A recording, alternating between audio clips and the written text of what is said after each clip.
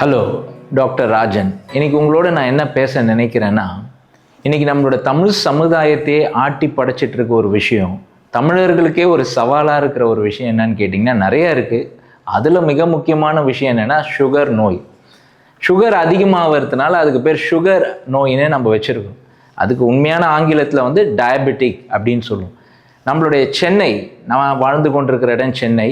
உலகத்தில் நிறைய தமிழர்கள் இருக்கிறீங்க, சென்னையை பற்றி கேள்விப்பட்டிருப்பீங்க. சென்னை தமிழ்நாடோட கேபிட்டலாக இருக்கோ இல்லையோ, டயபெட்டிக்கு சென்னை தான் கேபிட்டல். உங்களுக்கு தெரியுமா? அந்த அளவுக்கு வீட்டுக்கு ஒரு மரம் வளர்ப்போன்ற மாதிரி வீட்டுக்கு ஒரு சுகர் நோயாளியை வச்சிருப்போம் என்ற நிலைமைக்கு நம்மளுடைய தமிழ் சமுதாயத்தில் யாராவது ஒருத்தர் வீட்டிலனா சுகர் நோயாளி இருக்கிறாங்க. பொதுவாக நான் வந்து ஒரு மெடிக்கல் டாக்டர் இல்லை, ஆனால் சோஷியல் ஒர்க் ப்ரொஃபஸர். இந்த சமுதாயத்தில் ஏற்படக்கூடிய பிரச்சனைக்குமே சுகர் நோய்க்குமே சம்மந்தம் இருக்குன்னு சொன்னால் உங்களுக்கு ஆச்சரியமாக இருக்கும். அது எப்படி சார்? நீங்கள் மெடிக்கலில் பார்த்தீங்கன்னா நம்ம உடம்புல சுரக்கக்கூடிய ஹார்மோன்ஸ் சம்மந்தப்பட்டு தான் இந்த சுகர் நோயும் ஒருத்தருக்கு வருது. உங்களுக்கு பொதுவாக டாக்டர்ஸ் எல்லாருமே என்ன சொல்லி கொடுத்துருப்பாங்கன்னா, ஓட்ஸ் சாப்பிடுங்க, வாக்கிங் போங்க, மில்லட்ஸ் எடுத்துங்க, குதிரைவாளி எடுத்துங்க, பேர்ல் மில்லட்ஸ் எடுத்துங்க, ராகி சாப்பிடுங்க, காய்கறி சாப்பிடுங்க. இதெல்லாம் சாப்பிட்டீங்கன்னா சுகரை நீங்கள் கண்ட்ரோல் பண்ணலாம், கட்டுப்படுத்தலாம் அப்படின்னு சொல்லியிருப்பாங்க. அது உண்மைதான், டாக்டர் சொல்கிறது கரெக்ட். அதை விட ஒரு மிக முக்கியமான விஷயம், நான் இந்த தமிழ் சமுதாயத்தில் ஒரு சோஷியல் ஒர்க் ப்ரொஃபஸராக சமுதாயத்தை ஒரு கோணத்தில் நான் பார்க்கும்போது நான் கண்டுபிடிச்ச ஒரு விஷயத்தை உங்களோட பகிர்ந்துக்கிறேன். இந்த சுகர் நோயை பற்றி நம்ம பேசும்போது அதிகமாக அரிசி உணவில் எடுக்கிறவங்களுக்கு இந்த சுகர் நோய் வரும் அப்படின்றத நம்ம புரிஞ்சிருக்கிறோம். அதுவும் உண்மைதான். அப்போ நான் என்னுடைய செவ்வாப்பேட்டை, அதாவது ஆவடி பகுதியில் இருக்கக்கூடிய செவ்வாப்பேட்டைன்ற ஒரு பகுதியில் ரைஸ் ஸ்டேஷன் ஒரு ஆராய்ச்சி மையம் இருக்குது. அங்கே நான் ஃபோன் பண்ணி விசாரிக்கிறேன். அங்கே இருக்கிற ஒரு மேடம்கிட்ட பேசுகிறேன். அவங்கள்ட்ட என்ன பேசுகிறேன்னா, மேடம் நல்ல ஒரு அரிசி சொல்லுங்கள், அந்த அரிசியை சாப்பிட்டா சுகர் நோய் வரக்கூடாது அப்படின்னு நான் கேட்கும்போது அங்கே இருக்கிற அந்த மேடம் சொன்ன ஒரு விஷயம் ரொம்ப ஆச்சரியமாக இருந்துச்சு. அதை தான் உங்களோட இன்றைக்கி நான் சொல்லித்தரப்பேன். அவங்க என்ன சொன்னாங்கன்னா, அரிசியில் பெரிய விஷயம் இல்லை சார், சுகர் நோய் வர்றதுக்கு மிக முக்கியமான காரணம் நம்ம அதிகமாக கவலைப்படுறோம். அவங்க சொன்னதை முதல்ல என்னால் ஏற்றுக்க முடியல. என்னது கவலைப்படுறதுனால ஒருத்தருக்கு சுகர் நோய் வந்துடுமா? அது அப்புறம் என்னோட ஆராய்ச்சி கட்டுரைகள், அப்புறம் ஆராய்ச்சிகள் எல்லாம் எடுத்து பார்க்கும்போது அந்த கவலைப்படுற ஒரு விஷயத்தினால தான் அதிகமாக இந்த சுகர் நோய் வர்றதுக்கும் ஒரு காரணம். நீங்கள் என்னதான் ஓட்ஸ் சாப்பிட்டு மில்லட்ஸ் எடுத்துக்கிட்டு வாக்கிங் போய் அப்போ கூட நீங்கள் போய் சுகர் டெஸ்ட் பண்ணும்போது உங்கள் சுகர் அதிகமாக இன்க்ரீஸ் ஆகிட்டு இருக்குன்னா அதுக்கு என்ன காரணம்? நீங்கள் ஒன்று பார்த்தீங்கன்னா இந்த ஒரு விஷயத்த மறந்துட்டு இருப்பீங்க, இந்த கவலைப்படுற பழக்கத்தை விட்டுருக்க மாட்டீங்க.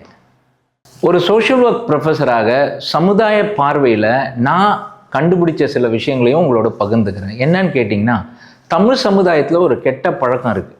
என்னன்னா, எதை குறித்தாவது கவலைப்பட்டு கொண்டிருப்பது. அப்போ என்ன நடக்குதுன்னா, அந்த கவலைக்கு தான் நம்ம ஸ்ட்ரெஸ் அப்படின்னு ஆங்கிலத்தில் சொல்கிறோம். நீ கவலைப்படும் போது ஒரு ஹார்மோன் மெடிக்கலாக சுரக்குது. அந்த ஹார்மோன் பேர் தான் கார்டிசால். கார்டிசால் சுரக்க உன்னோட இன்சுலினை வந்து அது என்ன பண்ணுது? கட்டுப்படுத்துது. இன்சுலினை சுரக்காதபடி அது போய் தடுத்து நிறுத்துது.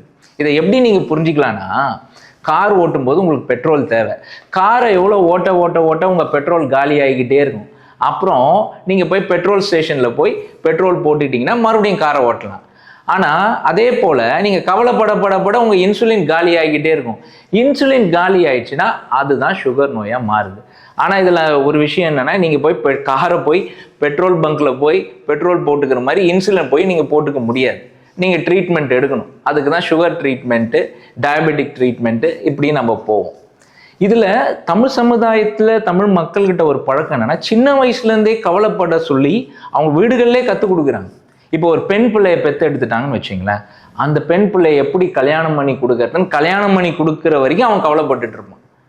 வீட்டில் வந்து அவங்களுக்கு ஒரு நல்ல உணவு இருக்கும், நல்ல வேலை இருக்கும், நல்ல மனைவி இருப்பாங்க, நல்ல வீடு இருக்கும், சந்தோஷமாக இருக்கிறதுக்கு எல்லா வழிகளும் இருக்கும். ஹாப்பினஸ்ன்னு சொல்லுவோம். அதுக்கு இருக்கிறதுக்கான வழிகளை பின்பற்றி அதில் சந்தோஷமாக இருந்து இந்த ஸ்ட்ரெஸ்ஸை குறைக்கிற பழக்கம் இல்லை, ஆனால் கவலைப்பட்டுக்கிட்டே இருப்பாங்க. அப்போ நீ கவலைப்படும் போது உங்கள்கிட்ட வேணால் காசு இருக்கும், உங்கள்கிட்ட வேணால் வசதி இருக்கும், நீங்கள் மில்லட்ஸை வாங்கி ஷெல்ஃபில் அடிக்கிப்பீங்க, உங்கள்கிட்ட நல்ல ஷூ இருக்கும், வாக்கிங் போவீங்க, உங்கள்கிட்ட ஓட்ஸ் இருக்கும், வாங்கி வச்சுப்பீங்க. அப்புறம் என்ன மூலிகை வைத்தியம் சொல்கிறாங்களோ அதெல்லாம் சுகர் நோய்க்கு வேண்டியதெல்லாம் வாங்கி சாப்பிட்டுப்பீங்க. ஒரு நல்ல டயபெட்டாலஜிஸ்ட் கிட்ட போயிட்டு தான் இருப்பீங்க. ஆனாலும் சுகர் ஏன் கட்டுப்படுத்த முடியல?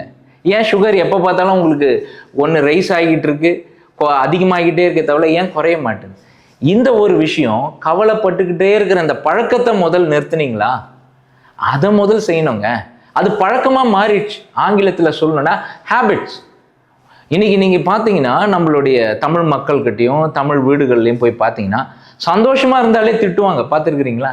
டேய், எதை பற்றியுமே கவலை இல்லாமல் இருக்கிற, எதையாவது கவலைப்படு. நீங்கள் கவலைப்பட சொல்லி கொடுக்கறது நோய்க்கு தான் வழியை வகுக்கும். அப்போ என்ன சார் எங்களெல்லாம் செய்ய சொல்கிறீங்க அப்படின்னா, நீங்கள் சுகரை கட்டுப்படுத்துவதற்கு பல விஷயங்களில் கையாள்வது நல்லது. டாக்டர் சொல்கிறத ஃபாலோ பண்ணுறது நல்லது. மில்லட்ஸு, ஓட்ஸு, வெஜிடபிள்ஸ் எல்லாமே நல்லது. கூட இந்த பழக்கத்துலேருந்து வெளியில் வாங்க. என்ன பழக்கம்? கவலைப்படாமல் எப்படி வாழ்கிறது, அந்த வாழ்க்கை முறையை முதல் கற்றுக்கொள்ளுங்க. அதுலேருந்து விடுபடுங்க. அது எல்லாவற்றுக்கும் ஒரு தீர்வு இருக்குது. நம்ம பார்த்துக்கலாம், நம்ம முன்னேறணும். முதல்ல நம்ம ஒவ்வொரு நாளும் கவலையோட நாட்களை கழிச்சிட்டு இருக்கோமே, அந்த பழக்கத்துலேருந்து வெளியில் வந்தாலே சுகரும் குறையும். நீங்கள் ஒரு எக்ஸசைஸ் பண்ணிக்கிட்டு இருக்கீங்கன்னு வச்சுங்க, இன்னையிலேருந்து நீங்கள் மில்லட் சாப்பிட்டுட்டு இருக்கீங்கன்னு வச்சுங்க. நான் சொன்னதுக்காகவது கொஞ்சம் கவலைப்படுறதுல ஒரு 5 வாட்டி கவலைப்படுவீங்க ஒரு நாளைக்குன்னு வச்சுங்க.